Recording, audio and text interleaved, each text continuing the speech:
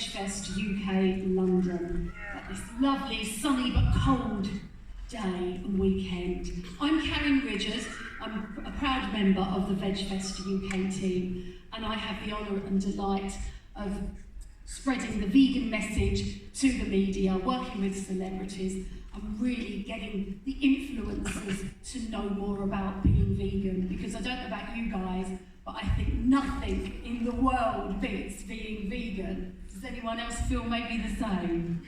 No! Has anyone been to VegFest before? Yay! Welcome back, that's fantastic. Anyone new to VegFest? Oh my gosh, probably half and half. Well, an absolute welcome. I hope you have a fantastic day and a fantastic weekend. The speakers we have for you are world class. We are so blessed to have the most brilliant speakers and so much this weekend. So I think no matter what path you're on, if you're on your vegan journey or you're already vegan, if you're already vegan, I think you're going to be super inspired. And if you're not, I think you are going to be really inspired to take the best, most important decision that you can possibly take in your life. My gorgeous ladies next to me are buzzing. It's like meeting absolute superstars, because they are. I'm going to hand you over, but first of all, I'd like to just give them a huge round of applause and a lovely VegFest welcome. We have, obviously, Carol J. Adams, wonderful, inspirational lady, and also equally as fantastic, Julia Feliz Brueck. Hopefully I pronounced that beautiful name correctly. And they're going to be talking with us for the next half an hour. Let's give them a massive.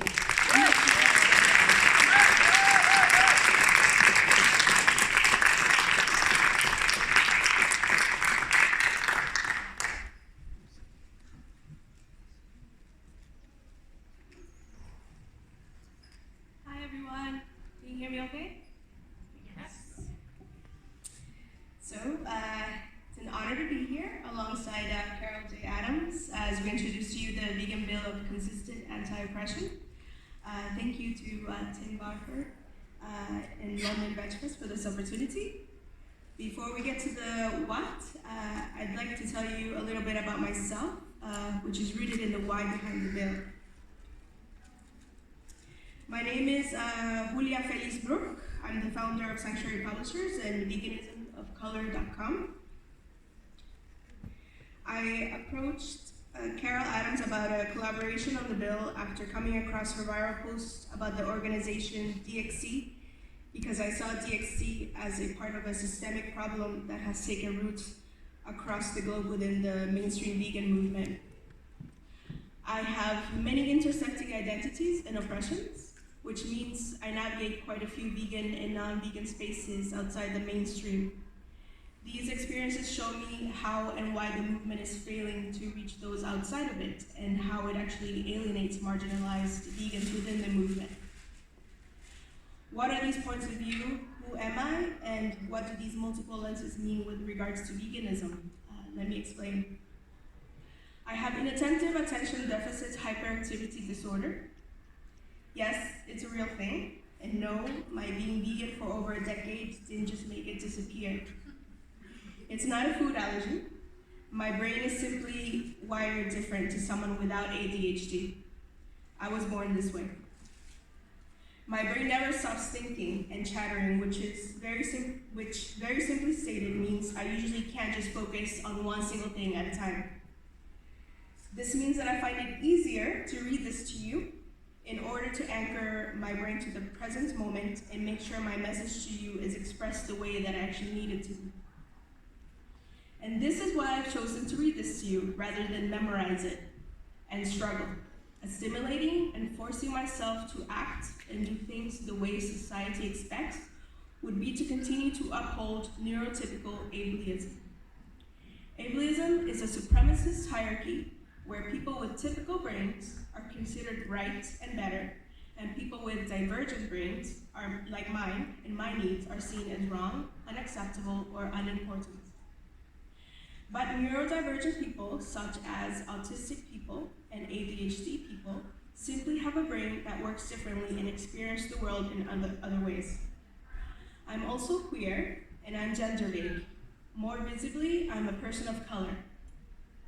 As a person of color, I am automatically perceived through biases just for the color of my skin. I must navigate around people that are often not aware they act on those biases. Why? Because these implicit biases against Black and brown people are taught in society as normal, where a certain type of individual is the more accepted way to be. These implicit negative stereotypes follow those deemed less than. You can think of it this way. In our world, the accepted way to be is human. Human is the normal standard that is applied across the world. This is a human supremacy hierarchy that places different species on different levels. We all know this in basic terms as speciesism, where humans are at the top and non-humans are seen as less than. For centuries, this is also what has been done to marginalized humans through a hierarchy based on skin colors, for example, in which anti-Blackness is reinforced and applied throughout the world. To be Black and brown is to be seen as less than, because that is what is taught in our society subconsciously. These issues have not been solved and are still very much present in society today, right now. And the thing is that this type of hierarchy follows vegans of color like myself, even in vegan spaces. We can't just leave our skin color at the door. And unless you're aware of how we experience our lives, the sum of dozens of daily insults and intrusive questions called microaggressions, the overt racism, the xenophobia, and stereotypes, you might unintentionally add to it. This happens when we're told to give up our safety and march side by side with racists and xenophobes for the animals. Or when we are expected to show up to protest with police presence at an event even though people of color are targeted by police for just being brown and Black. Or when we're told that human oppression is not as important as non-human animal oppression, or when well-known leaders in the movement preach for the tolerance of bigots and bigotry for the animals. Personally, I don't think I should be expected to be part of events where vegans in attendance think ADHD does not exist, is made up by big pharma, or think that neurodivergence makes me less than. I'm certainly not going to find the accommodations that I need in these events. Autistic vegans and vegans with other disabilities probably won't either. Again, this is called ableism, another form of supremacy.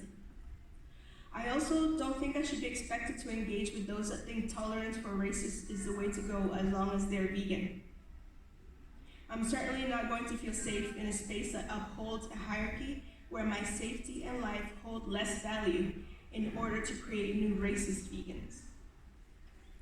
Myself and my Black vegan friends will certainly not feel safe at a vegan protest or march where those in attendance are unaware of the reason Black Lives Matter exists. Why?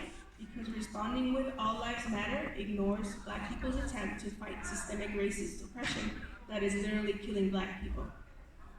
We need to understand that the human supremacy of speciesism that keeps non-human animals oppressed is completely cross-linked with the racism that keeps Black and brown people oppressed.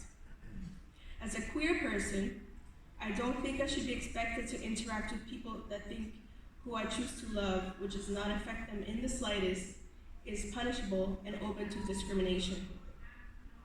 As a gender-vague person, I do not experience the gender binary. I don't think I should be forced to tolerate people that think I, along with other non-binary people and trans people, am confused at 35 years of age because I don't identify as the gender that a patriarch society has forced on me. I don't think I should be expected to walk side by side people who dehumanize trans people. It is people and not body parts who choose to embrace toxic, patriarchal views who are most likely to be violent to women and to children, as well as to trans and non-binary people, men, and even non-human animals. Patriarchy, the term for male supremacy, encourages the fear of difference that leads to the murder of Black trans women at disproportionate rates and currently fuels the rise in hate crimes in the UK against trans people when trans people are simply attempting to live as their authentic selves in peace and safety. Asking or expecting me and other marginalized people to give up our safety and saying that our struggles are not valid is not for the animals.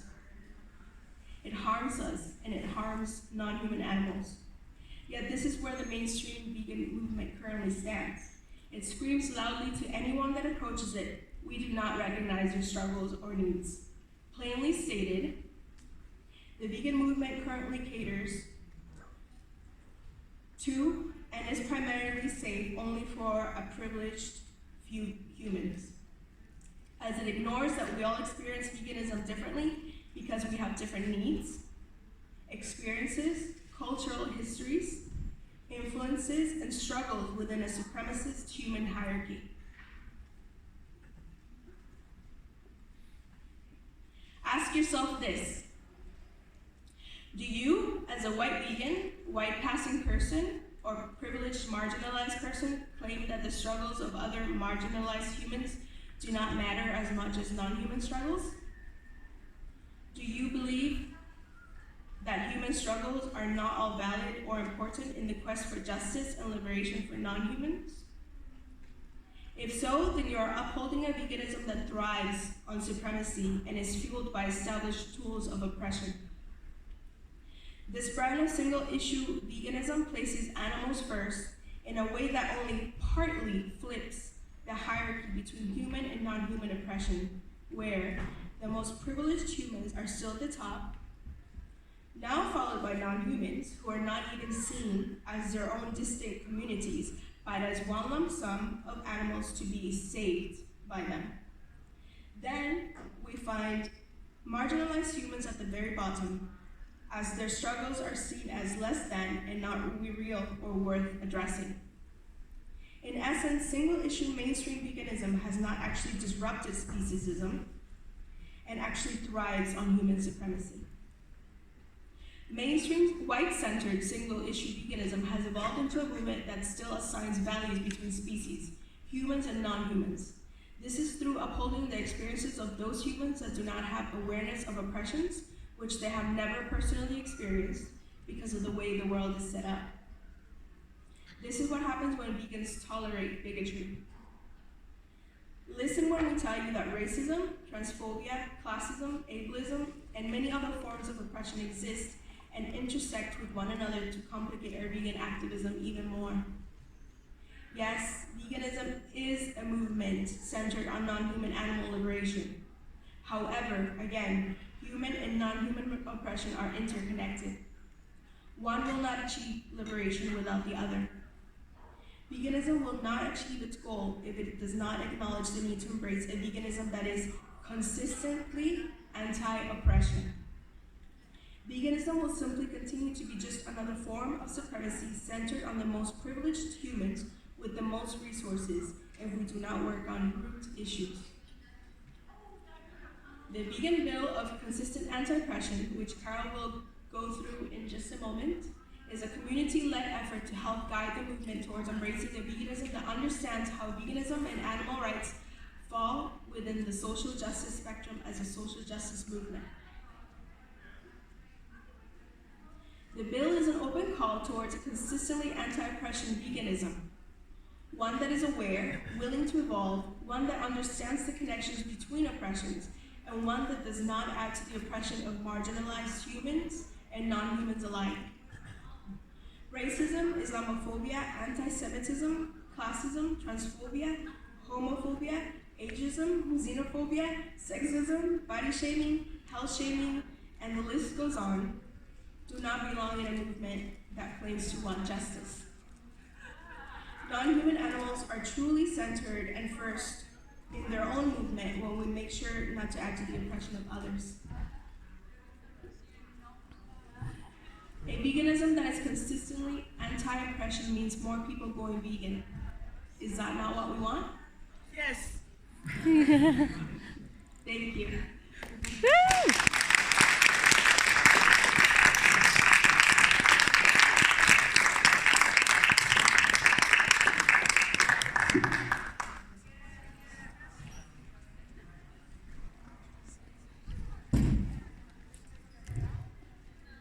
reiterate something Julia said at the beginning, which is that she reached out to me after I did a very impassioned blog about why I won't speak if DXC is present.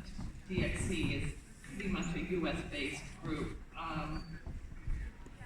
And Julia challenged me why focus just on that group rather than recognize that there were issues around the country. As a result, we worked with Carolyn Bailey and, oh my gosh, Monika Repka from Winnipeg, and we came up with this vegan bill of consistent anti-oppression. You can find it at that website later. Here is, let's see, our understanding. People of color have a completely different experience and relationship with speciesism beyond the basic definition experienced by white folks. Therefore, the following guidelines are primarily addressed to the mainstream white and non-black majority. Yes, race does matter in conversation related to non-human animal rights. There is racism in the vegan animal rights movement, and there is racism in the conceptualization of animals. So it's non-negotiable that we must address this issue. Here are our recommendations. Number 1, reject saviorism. Center non-humans in their own movement. Language that refers to us saving the animals actually decenters non-humans and situates some activists in the movement as saviors. Saviorism creates an either-or approach to non-human animal oppression, so that we're told we're either working to save the animals or we're not. This is a false dichotomy. Number 2, avoid celebrity veganism. Support local activism. You can look at, there's more on this on the website, but basically we ended up really lifting up especially white men who we think are the ones who are going to save the movement. And if you're more interested in this, we're having a workshop panel discussion on decentering white male veganism in the Radical Vegan room at 2. 1? 2. All right, it's 2. Avoid oppressive language. Don't use speciesist language, don't use racist language, don't use human oppressions to draw attention to animal suffering. Because when we do that, we're saying that the animal suffering doesn't matter in itself, because it's got to be compared to matter.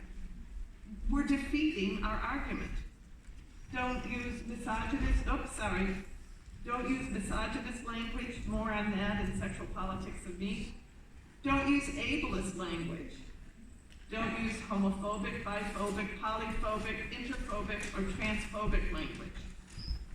If you need a discussion of alternative language, go to this website, and the links are there on the website for the Bill of Consistent Anti-Oppression.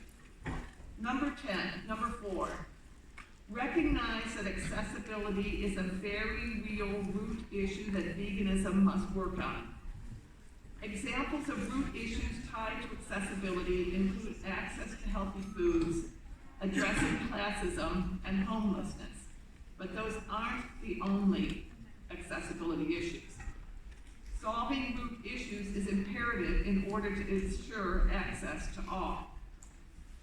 Number 5, promote veganism as a whole, not in pieces. Don't discuss non-human animal activism in a way that implies racist oppression is solved or has already been addressed by society. It hasn't, and it isn't. Understand that racial oppression and non-human animal oppression are interconnected.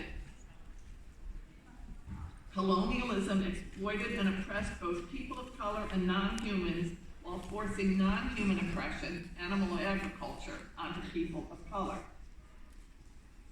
It is vital to let vegans of color address their own communities. Veganism as a whole means veganism as a movement centered on working against the oppression of non-humans from human supremacy. Veganism as a whole means a movement that is consistently against all oppression and exploitation, not just for some non-humans, movement that adds to the oppression of marginalized people. Number 6, recognize that different communities experience veganism differently. Ensure that marginalized vegans lead on their own issues. Do not target people of color or marginalized groups with campaigns. Instead, support vegans of color working in their own communities. Veganismofcolor.com is a good place to start. An example, focusing on the Yulin Dog Festival or indigenous eating practices while ignoring similar abhorrent practices in our own community. There are activists in Yulin. Respect their work and support their efforts, instead of inserting yourself into that community. To desire that indigenous people go vegan but ignore that they might not have clean water or jobs is racist and ignores root issues revolving around systemic human oppression. Number 7, ensure accessibility to vegan events for those with disabilities. Image descriptions, event access for those using wheelchairs, access for people with hearing disabilities, sign language interpretations, subtitles for videos or transcripts, etc. And I know London VegFest is doing that today for some of the presentations. Number 8, recognize that anyone's vegan activism is not more important than their participation in oppressive behavior. I'm going to say that again because I come from the US and we are really not dealing with this. Recognize that anyone's vegan activism is not more important than their participation in oppressive behavior. Sexual assault, ableism, racism, transphobia, sexism, etc., they disqualify someone from being seen as a vegan leader. It should be obvious. Number 9, tolerating human oppression, human and non-human oppressions are intertwined. So, tolerating human oppression means failing non-human liberation. Make a commitment to address other isms when you see them. Number 10, ensure that marginalized vegans have an equal platform within your organization and event beyond tokenism. Use resources to uplift and highlight individuals who have not been given a platform and compensate them as you would non-marginalized vegans. Number 11, consent in your activism is vital. You can't expect non-vegans to be open to a new concept when you violate their needs. For instance, violating their needs by triggering someone's PTSD due to violent imagery. And I'll just say, anyone who argues that you've got to see a video, and you already know this information, is violating your needs. Number 12, work on root issues, do not target individuals. Root issues versus individuals. Work to eliminate animal testing rather than shaming people dependent on medication to survive. Work to ensure plant-based products, synthetic materials, and all other products, as well as technology that do not exploit non-humans and humans, replaces those that depend on non-human byproducts and bodies. Address healthy food accessibility for those that simply do not have access by supporting plant-based food pantries and other resources. Work on accessibility to vegan formula and to rights that allow a parent the time and resources to breastfeed if they choose, instead of shaming mothers and babies that have no alternative to formula. Body shaming and health shaming are not acceptable. All vegans, regardless of their personal health, size, and appearance, are good examples of veganism and have a right to raise the voices of non-human animals. I know some of you are arriving and thinking it's going to be the sexual politics of me, that I'm just deferring that a little because we're introducing the Vegan Bill of Consistent Anti-Oppression, and since I'm following this, I'll just tighten sexual politics of me because I don't want to ignore any of the points we're trying to make here. We believe that veganism is a movement based on compassion. Therefore, we cannot and should not act violently toward others. We believe that veganism is a movement based on compassion. Therefore, we need to create a movement that is safe for all people.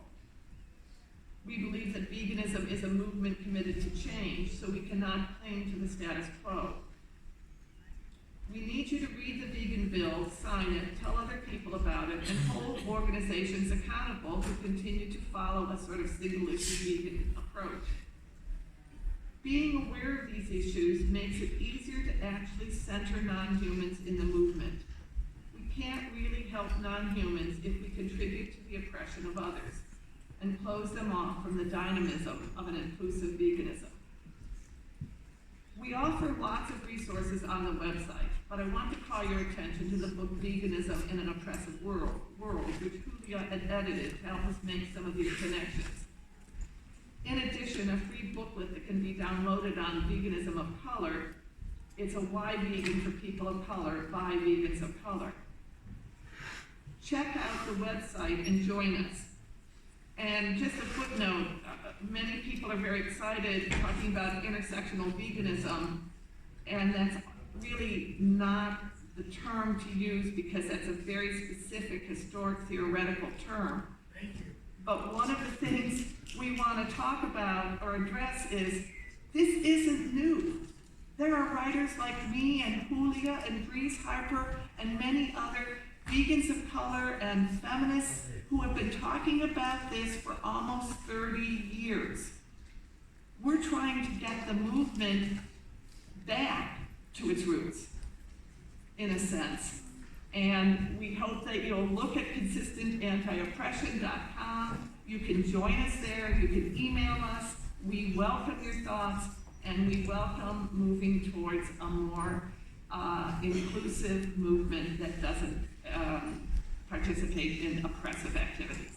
Thank you.